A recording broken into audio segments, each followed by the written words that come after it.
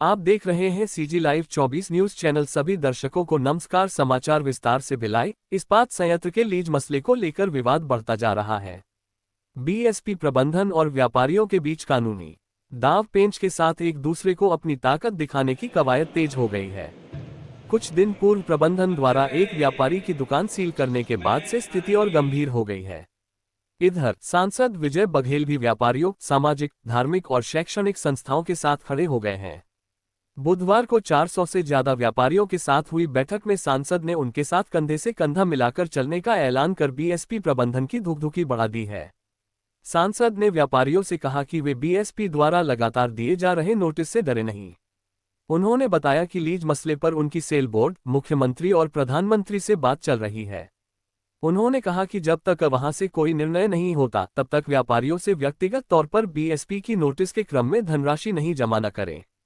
उन्होंने ये भी कहा कि इन सब के बाद भी बात नहीं बनती है तो सभी व्यापारी आंदोलन करने के लिए तैयार रहें। इस तरह से बीएसपी का लीज मसला गंभीर स्थिति में पहुंच गया है। सीजी लाइव 24 न्यूज चैनल को लाइक एवं सब्सक्राइब जरूर करें।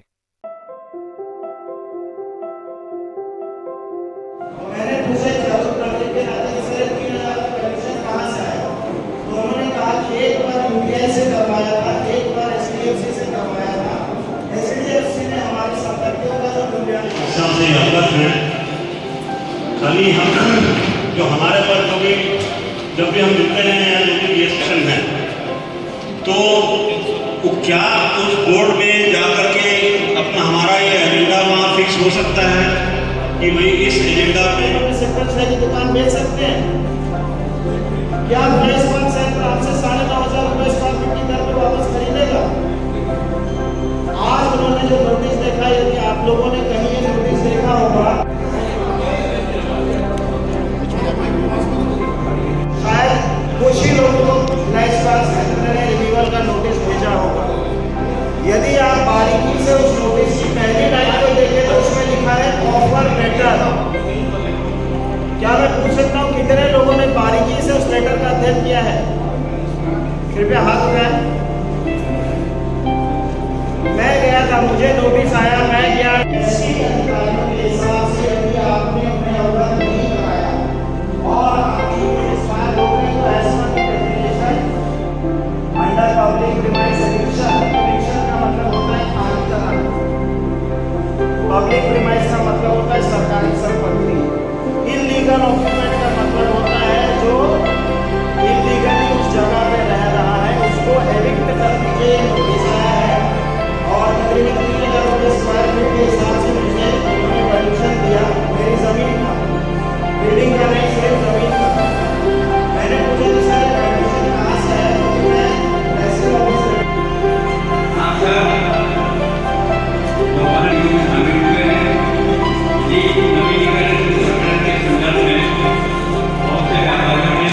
सारे विषय पे जो शासकीय नियम है उसके तहत इसीलिए आप इतना दिक्कत कर रहे हो। फोटो खींच के निकल जा रहे हैं।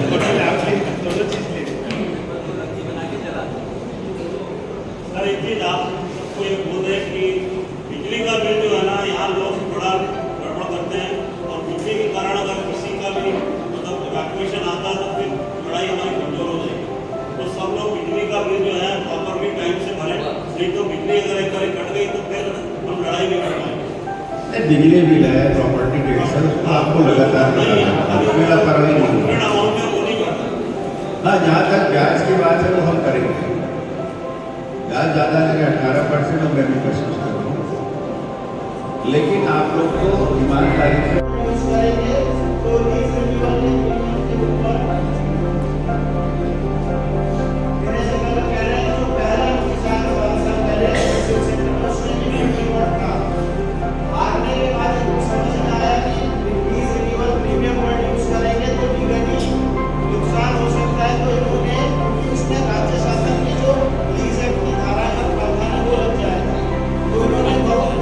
व्यापारियों को बेवकूफ बनाने के लिए रिन्यूअल चार्ज यूज किया।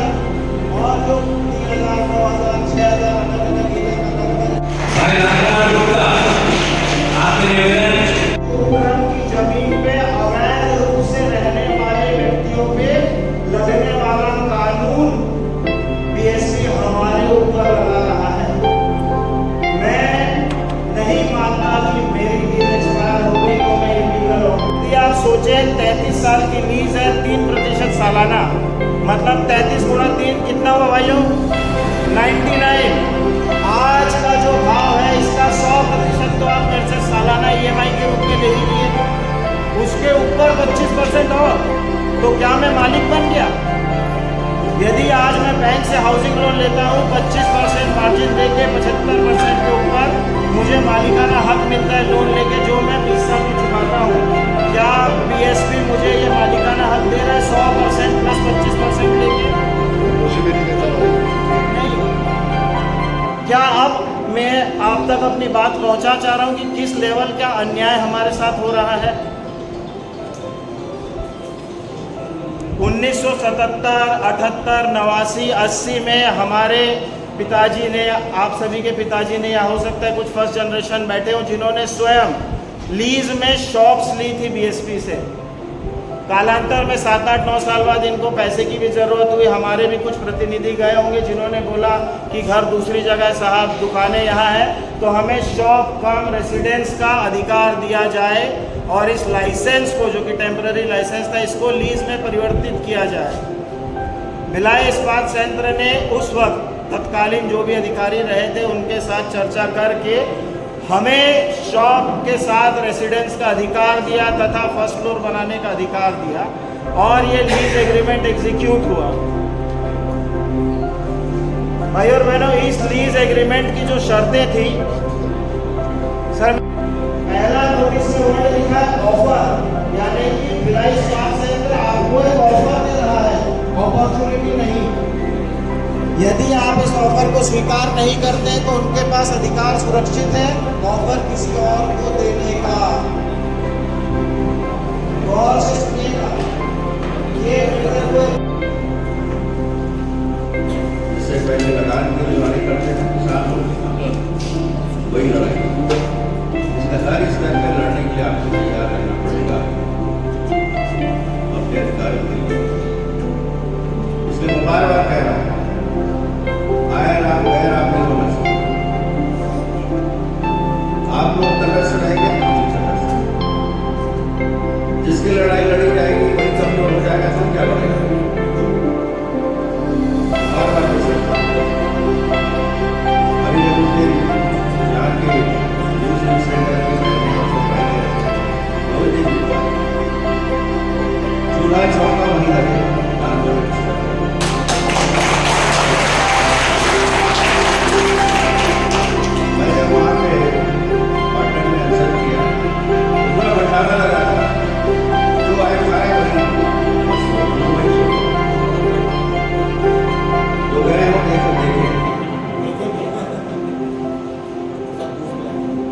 ये इस तरह की लड़ाई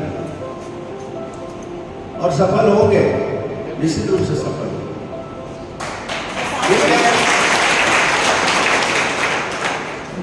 राजस्व के नियम के अनुसार, या ठीक है उससे बीच में कोई भी समझौता हो, लेकिन आपके जो हैसियत है, आप जो कर सकते हैं उसके अंदर ही रहें, वो हम लागू कराते हैं।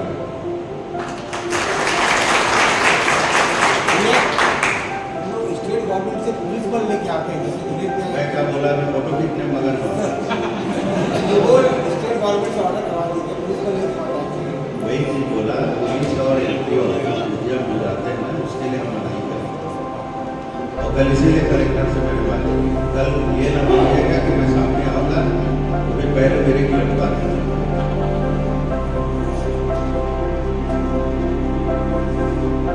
और किसी को कुछ सरकार है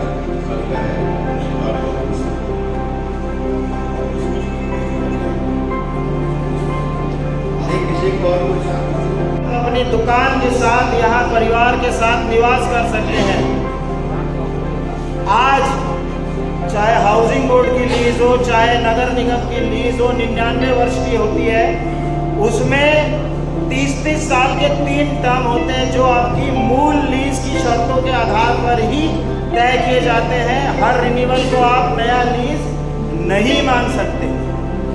मैं जब गया BSP, मैंने पूछा कि सर ये आज की रेट पे आप कैसे रिन्यूअल कर रहे हैं, तो उन्होंने बोला कि एग्रीमेंट में एक शर्त है जिसमें लिखा है कि डेट है उसके 6 महीने पहले हमें बताएंगे कि आप रिन्यू कराना चाहते हैं। इसका मतलब हम ये रिन्यू कराना चाहते हैं, ये रिन्यूअल की ड्यू डेट से 6 माह पहले हमें बीएसपी को अवगत कराना था। आज बीएसपी बोलता है कि हमें तो कई व्यापारियों ने बताया ही नहीं कि वो यहाँ रहना चाहते हैं। इसीलिए हमने हमारी तरफ से दिल बड़ा करके उन्हें एक ऑफर दिया है कि यदि आप रहना चाहते हैं तो ये ऑफर है। यदि आप मेरी इस लाइन में छुपा हुआ अर्थ समझें तो जिसकी लीज एक्सपायर हो गई है या जिनकी लीज एक्सपायर होने में 6 माह से कम बचा है वो बीएसपी को बादशाह जी, दिनेश जी, राम कुमार जी और उपस्थित सभी व्यापारी भाइयों बहनों, निश्चित रूप से इस लड़ाई में शुरू से आपके साथ हूं और चरणबद्ध तरीके से मेरी जानकारी में जो बातें आती हैं उसको मैं विशेष रूप से चाहे भिलाई मैनेजमेंट के साथ हो, चाहे चेयरमैन स्तर के स्टील के बोर्ड के, चाहे हमारे मंत्री जी के बारे में, मैंने यहाँ के व्यापारी भाइयों की सामाजिक संस्थाओं, शैक्षिक संस्थाओं और साथ ही साथ धार्मिक संस्थाओं ये सब जुड़े हुए हैं। सबके साथ जो अन्याय हो रहा है, एक आदेश के तहत एक तानाशाही रवैया बीएसपी मैनेजमेंट के द्वारा अपनाया जा रहा है, उसके खिलाफ हम सदा लगे रहेंगे। उस बात को उल्लेख करते हुए मैंने मंत्री जी से भी निवेदन किया हूँ और सारे उच्च अधिकारियों से, और ये जानकारी भी लगी है कि इससे दूसरे जो स्टील बोर्ड है वो पूरा विचार कर रहा है, लेकिन कर रहा है, कर रहे हैं, कब होगा, क्या होगा, ये निश्चितता है और उसी अनिश्चितता के कारण एक चिंता का विषय हमारे लिए भी और आपके लिए भी बनी। वहाँ तो ये विचार चल रहे हैं, लेकिन यहाँ के जो अधिकारी हैं वो बड़ी से नोटिस बड़ी दे रहे हैं। इनके मन में ऐसा है कि वो आदेश वो हमारे लिए प्रभावी लगे हैं और हम अपना लकीर बढ़ाने के लिए, मतलब भिलाई मैनेजमेंट के जो अधिकारी अभी हैं इसकी जिम्मेदारी में वो ऐसा सोच रहे हैं कि हम वसूली करने में अव्वल रहेंगे और हमारा लकीर बढ़ेगा, हमारा इमेज बढ़ेगा, हमको प्रमोशन मिलेगा या जो भी मिलेगा। इसी कार्यक्रम में कल कलेक्टर के चेंबर में बैठक हुई, बहुत सारे मुद्दों पर बात हुई और साथ में हमारे राम कुमार जी, ज्ञान जी और दिनेश भाई थे, पीयूष भाई भी थे और सबने अपनी अपनी बातें रखी। भिलाई मैनेजमेंट के बीडीपीएमडी ने ये बात कही कि 2-3 महीना में हो सकता है कुछ और आदेश हमको बोर्ड से मिले। ये बात कलेक्टर साहब के सामने अभी इस बीएसपी के कारण, और बीएसपी में मैं 19 साल सेवा भी कर चुका हूँ, सारी बातें ये आप व्यापार बना के रखती हैं। तो जिस तरह बताया कि दिनेश जी को उदाहरण देते थे, उस बात से आप डरे मत, आप घबराइए मत, उनका मामला अलग था, ये मामला अलग था। जनहित में हम कहता है, मतलब जितने भी स्तर की लड़ाई होगी मैं आपके साथ हूं।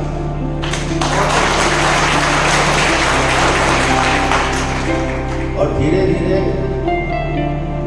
ये जो मामला है जो दिल्ली तक पहुंच गया है और इसमें निश्चित रूप से जरूर निर्णय होगा, ये आपको विश्वास है।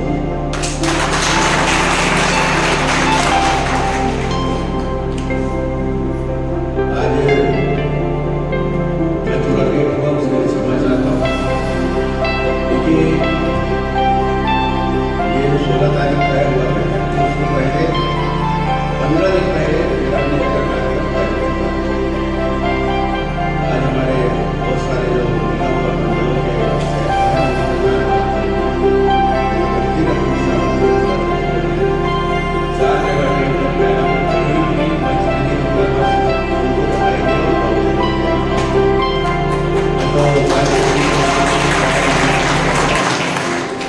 मेरा मैसेज आप दे दीजिएगा। भास्कर जी भी बार बार फोन कर रहे थे, राजेश भाई कर रहे थे, राजेश जैन जी, श्रीकांत कर रहे थे, याद जी बार बार फोन आ रहा था, मगर जैसे जैसे आपके बीच में पहुँचा, इसके पहले एक बार और हम लोग यहीं पे बैठे थे और भगवान हमें से आशीर्वाद हमारे साथ में, क्योंकि एक पदों की भावना नहीं कर रहे थे। तो चर्चा लंबी नहीं है, मुद्दा एक ही है और निश्चित रूप से आप लोग जरा भी ना घबराइए। नोटिस मिलता है मिल देते और नोटिस भी आप बंद करवाएंगे। बीच में हमने कहा था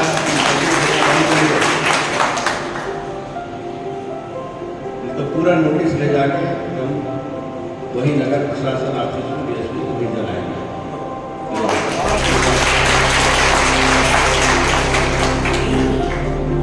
ये मनमानी अब नहीं होगी और अगर नोटिस दे भी रहे आपको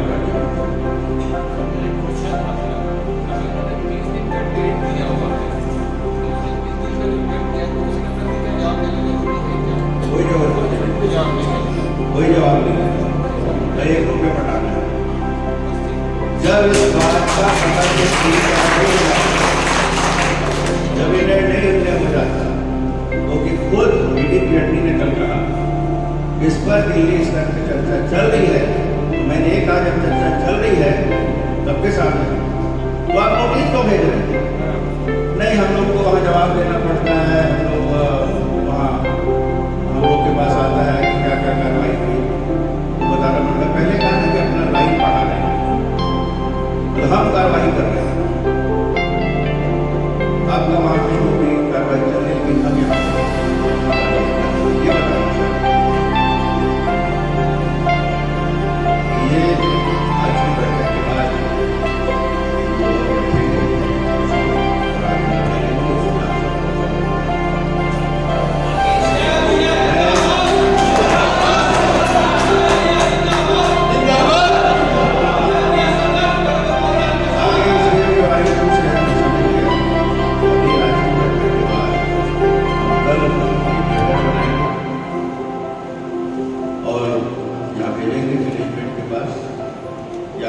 देना बंद करिए, नहीं करेंगे तो हम अगला कदम आपको बाद में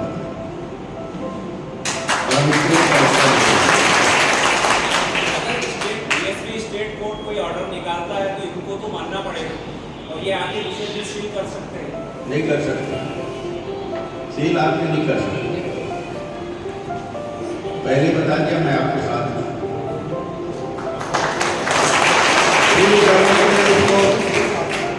कलेक्ट्रेट से और पुलिस से सहयोग चाहिए, उसकी जवाबदारी हमारी है।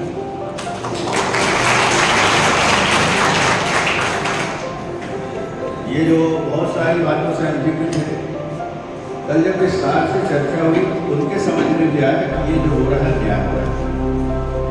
पूरे वर्ल्ड में, मैं तो हिंदुस्तान की बात नहीं करूँगा, पूरे वर्ल्ड में ऐसा कोई नियम नहीं है जो BSP ने यहाँ पे बोर्ड ने नियम बनाया। मतलब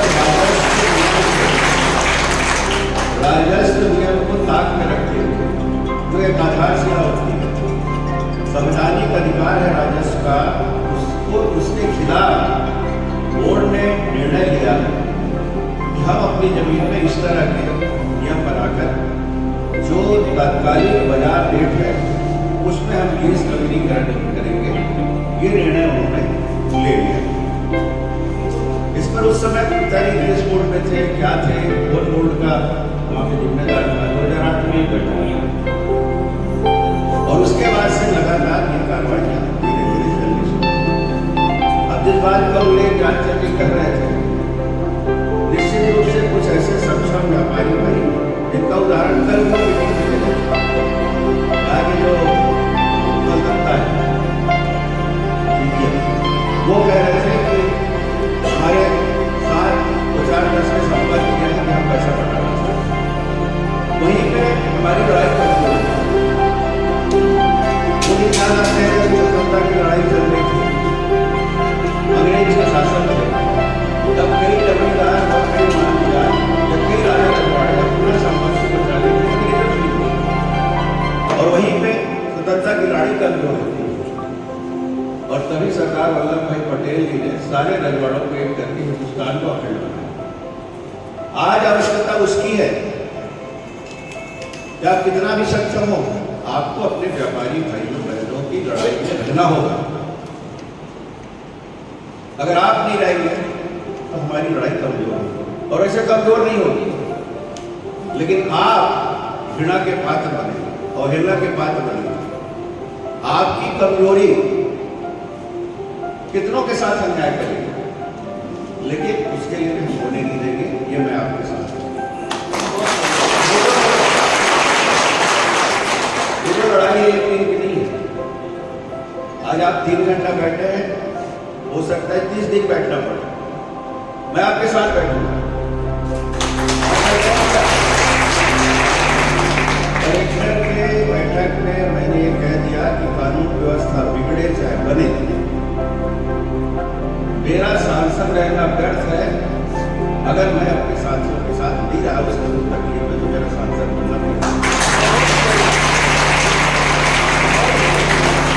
मैं इसके बदौलत और जिसके कारण अगर उनके समस्या में, उनके गांव में मलहम ना कर सकूं, तो मेरा रहना नहीं रहना एक बराबर।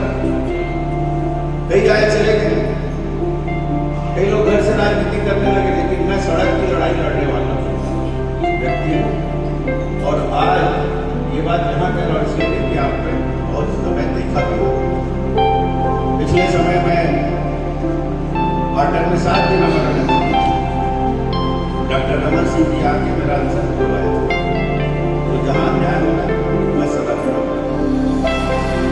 मेरे को राजनीतिक वश से बहुत ज्यादा लगाव है। आपके लिए है, आपको है, आपको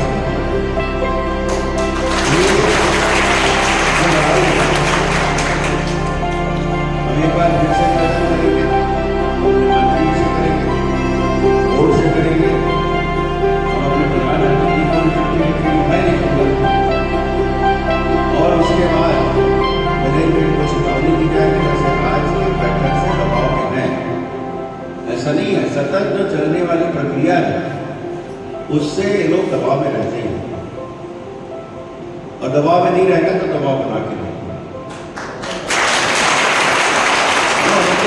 समय दिया है। और ये क्या है, दुनिया में कहीं नहीं है कि किसी भी 18% ब्याज किसी भी स्तर में नहीं, चक्रवृद्धि ब्याज मतलब 18% ब्याज तो किसी प्रोडक्ट पे नहीं है, जीएसटी पे नहीं है। और इस तरह आप मनमानी ढंग से लगाते रहे। प्रॉपर्टी पे जो भी पटा उसका 18% ब्याज, कईयों का डबल और डबल से ज्यादा हो गया। कल एक बात और हुई, ये जमीन किसानों की, आपके बाप की नहीं, जाके व्यापार चला। कलेक्टर साहब ने बहुत अच्छी बात की कि आपको जिस जमीन की आवश्यकता नहीं है उस जमीन को आप वापस करिए सरकार।